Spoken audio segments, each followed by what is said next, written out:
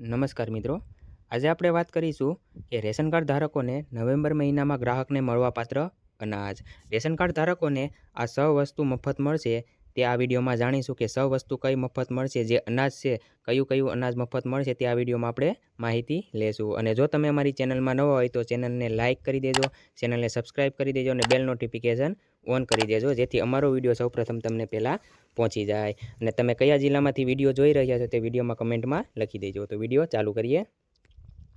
વાત કરીએ તો એપીએલ રેશન કાર્ડ ધારકોને નવેમ્બર મળવાપાત્ર અનાજ. જે એપીએલ કાર્ડ ધારકો છે તેને કયું અનાજ મળશે તે આ વિડીયોમાં આપણે જાણીએ. તો વાત કરીએ તો પહેલું જે છે તે એપીએલ કાર્ડ ધારકોને એનએફએસ તુવેર દાળ મળવાની 50% ફાળવણી કરવામાં આવશે. એટલે કે જે વહેલા તે પહેલાં તેને તુવેર દાળ આપવામાં આવશે અને તે મળવાપાત્ર જથ્થો છે તે 1 કિલો તુવેર દાળ આપવામાં આવશે અને તેના ભરવાપાત્ર રકમ તમારે 50 રૂપિયા રહેશે. આગળ બીજું જે છે તે વાત કરીએ તો એનએફએસ આખા ચણાની વાત કરીએ તો આખા ચણા જે છે તે 100% મુજબની ફાળવણી કરવામાં આવશે અને તે 1 કિલો આપવામાં આવશે અને તેની ભરવાપાત્ર રકમ તમારે 30 રૂપિયા રહેશે. આગળ વાત કરીએ તો ત્રીજું જે એનએફએસ ઘઉં જે છે તે વ્યક્તિ દીઠ 2 કિલો આપવામાં આવશે. એટલે કે તમારે જેટલા વ્યક્તિ હોય એક વ્યક્તિ દીઠ તમને 2 કિલો ઘઉં આપવામાં આવશે અને તેના ભરવાપાત્ર રકમ 0 રૂપિયા રહેશે.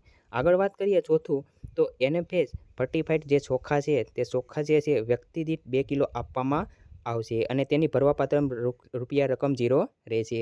આગળ જે પાંચમું વાત કરીએ તો ડબલ ફર્ટિફાઈડ મીઠું છે તે 1 કિલો મીઠું આપવામાં આવશે અને તેના ભરવાપાત્ર રકમ 1 રૂપિયો રહેશે. આ તો એપીએલ કાર્ડ ધારકોનો. હવે વાત કરીએ આપણે બીપીએલ રેશન કાર્ડ ધારકોને જે નવેમ્બર મહિનામાં મળવાપાત્ર અનાજ. તો તે પહેલું જે છે તે બીપીએલ કાર્ડ ધારકોને પણ તુવેર દાળ આપવામાં આવશે અને તુવેર દાળની 50% મુજબની ફાળવણી કરવામાં આવશે. એટલે કે 50% દુકાનદારમાં આપવામાં આવશે. જે તે વહેલા જે હશે તેને તુવેર દાળ આપવામાં આવશે. તો 1 કિલો જે છે તે તુવેર દાળ 1 કિલો આપવામાં આવશે અને તેની ભરવાપાત્ર રકમ 50 રૂપિયા રહેશે. આગળ જે બીજું જે છે તે એનએફએસ આખા ચણાની વાત કરીએ તો ચણાની 100% મુજબની ફાળવણી કરવામાં આવશે અને તે 1 કિલો આપવામાં આવશે અને તેની ભરવાપાત્ર રકમ 30 રૂપિયા રહેશે. આગળ જે ત્રીજું જે છે તે એનએફએસ ઘઉંની વાત કરીએ તો વ્યક્તિ દીઠ 2 કિલો ઘઉં આપવામાં આવશે અને તેની ભરવાપાત્ર રકમ રૂપિયા 0 રહેશે. તેમ જાણીએ ચોથું તો ફર્ટિફાઈડ ચોખા પણ આપવામાં આવશે. તે 2 કિલો ચોખા આપવામાં આવશે અને તેની ભરવાપાત્ર રકમ 0 રૂપિયા રહેશે. આગળ પાંચમું વાત કરીએ તો ડબલ ફર્ટિફાઈડ મીઠું છે તે 1 કિલો મીઠું આપવામાં આવશે અને એનો 1 રૂપિયો તમારે ભરવાપાત્ર રકમ રહેશે. આગળ જે છઠ્ઠું છે તે બીપીએલ કાર્ડ ધારકોને ખાંડ જે 100% મુજબની ફાળવણી કરવામાં આવશે નવેમ્બર મહિનામાં. તો કાર્ડ દીઠ 0.350 ગ્રામ આપવામાં આવશે અને વધારાની 1 કિલો પણ આપવામાં આવશે. તેના 22 રૂપિયા તમારે ચૂકવવાના રહેશે. આ તો આપણે બીપીએલ કાર્ડ ધારકોની વાત કરી. હવે આપણે વાત કરીએ અંત્યોદય કાર્ડ ધારકોની. તો વાત કરીએ અંત્યોદય કાર્ડ ધારકોની તો તેને પણ સેમ તુવેર દાળ તો 50% મુજબની ફાળવણી કરવામાં આવશે અને 1 કિલો તુવેર દાળ આપવામાં આવશે અને તેના ભરવાપાત્ર રકમ 50 રૂપિયા રહેશે. આગળ જે બીજી વાત કરીએ તો અંત્યોદય ખાંડ જે નવેમ્બર 2025માં 100% મુજબની ફાળવણી કરવામાં આવશે.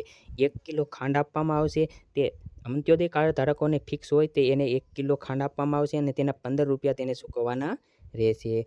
આગળ ત્રીજું જે છે તે એનએફએસ અંત્યોદય ઘઉંની વાત કરીએ તો અંત્યોદય કાર્ડ ધારકોને 15 કિલો ઘઉં આપવામાં આવશે અને તેને ફિક્સ રહેશે કે અંત્યોદય કાર્ડ ધારકોને 15 કિલો ઘઉં આપવામાં આવશે અને તેની ભરવાપાત્ર રકમ રૂપિયા 0 રહેશે.